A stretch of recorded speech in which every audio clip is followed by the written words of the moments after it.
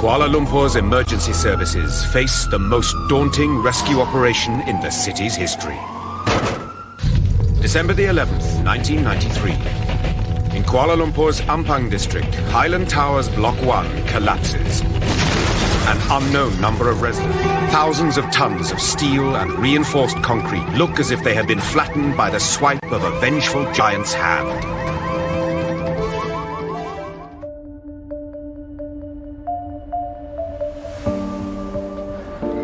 From true story, a case study has been done by many researchers. One of the case studies mentioned that the tragedy causes from the peripheral conditions resulting in undermining and the failure of retaining wall under heavy rains was a contributing factor, causing a landslide that led to the building to overturn. Based from the newspaper mentioned in 1993, this tragedy killed 48 residents who was in the Block 1. As a civil engineer, your role is very crucial when it comes to serving for the society. It's like a frontliner, but in different ways.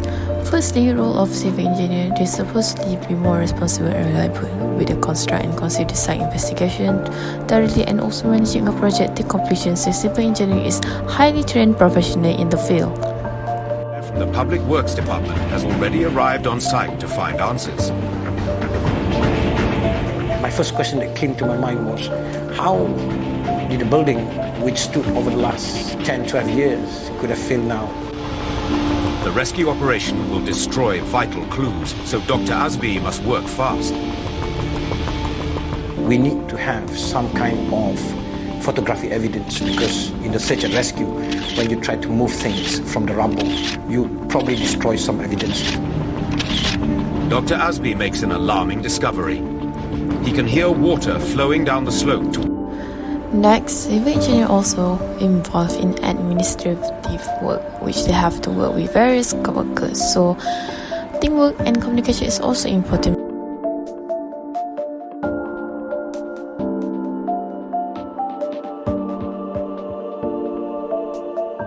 My first question that came to my mind was, how did the building which stood over the last 10-12 years could have failed now?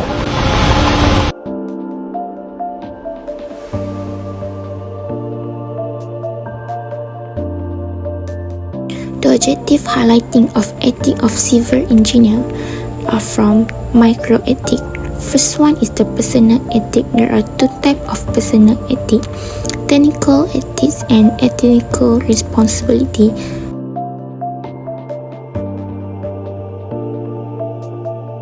Technical ethics are the technical decision and judgment made by engineer.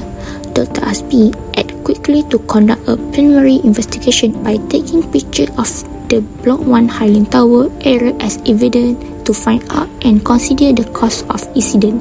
He had found there was water flowing down to the slope toward to the location.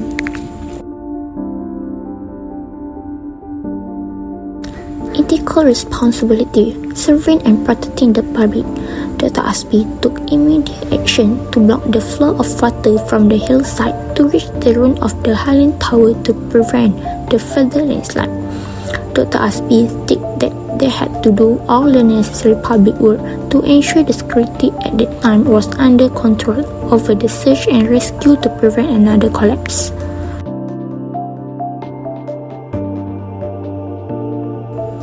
Professional ethics.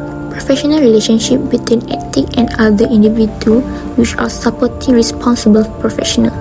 Dr. Azbi agreed with my Richard's opinion that he stated that the construction structure of the archery wall on the hillside behind the Highland Tower was weak. The incident that happened to the Highland Tower has shocked all Malaysians and not forgot in the eyes of the world. It had an impact on the country, the block owners, the people around, and the civil engineering industry. Malaysia has made history for this terrible incident. It has claimed the lives of 73 Malaysians as well as foreigners living in the block. Homeowners also lost their home and suffer enormous losses in terms of property and so on. On Saturday, April 23, 2016, residents around the Hillview Park and Sri UK Park request that 2 blocks of condominium be demolished. It is because the building has become a hotbed of criminal and drug addicts. It also become a place of worship taken advantage by witches for evil purpose. The incident also adversely affect the civil engineering industry. Developers involved in this Highland Tower construction project have flooded the Land and Environment Conservation Act as its slope exceeds 18 degrees in sensitive area. It has also eroded the public confidence to be confident in the upcoming civil engineering industry.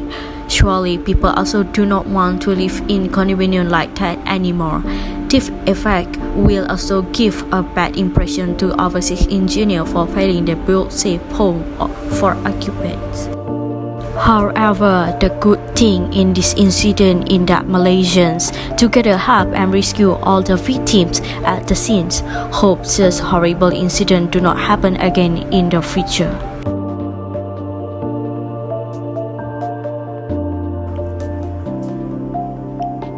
Civil engineers conceive, design, build, supervise, operate, construct, and maintain infrastructure, projects, and systems in the public and private sector, including roads, buildings, airports, tunnels, dams, bridges, and systems for water supply and sewage treatment. Many civil engineers work in planning, design, construction, research, and education. Duties of civil engineers and their roles. Some of their duties can be analyze long-range plans, survey airports, maps, and other data to plan and design projects, consider construction costs, government regulations, potential environmental hazards, and other factors during the planning and risk analysis stages of the project.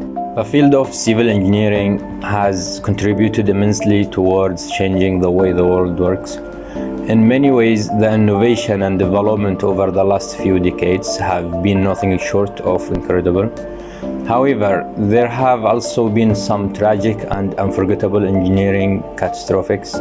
These disasters have generally resulted from a mixture of design failure, under or overestimation, acting on insufficient knowledge, and other factors.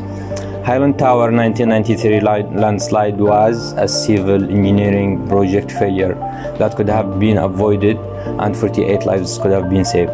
Thank you. The Highland Tower's tragedy almost 29 years ago when one of 3 condominium blocks collapsed like a deck of cards, killing 48 people as well as several immigrants, which became the worst high-rise building collapse in the nation's history. From the incident, it shows that we must never take safety measures lightly and need to ensure that no similar tragedy recur again. Malaysia is among countries with very high rainfall. After hours of rainfall, there is a high probability of a landslide that might be triggered, which can damage the buildings. After the incident, Malaysian government makes a number of important reforms. They focuses on the way authorities respond to disaster to ensure that there will be no confusion of responsibility. The government realized and came in with the Arahan 20 directly under the Prime Minister Department, where there are the instrument is laid out of who, where, how the responsible when there is a disaster. There is now a special unit that monitor the safety of the slope. Malaysia also has its own disaster response team, the Special Malaysia Disaster Assistance and Rescue Team, or the SMART.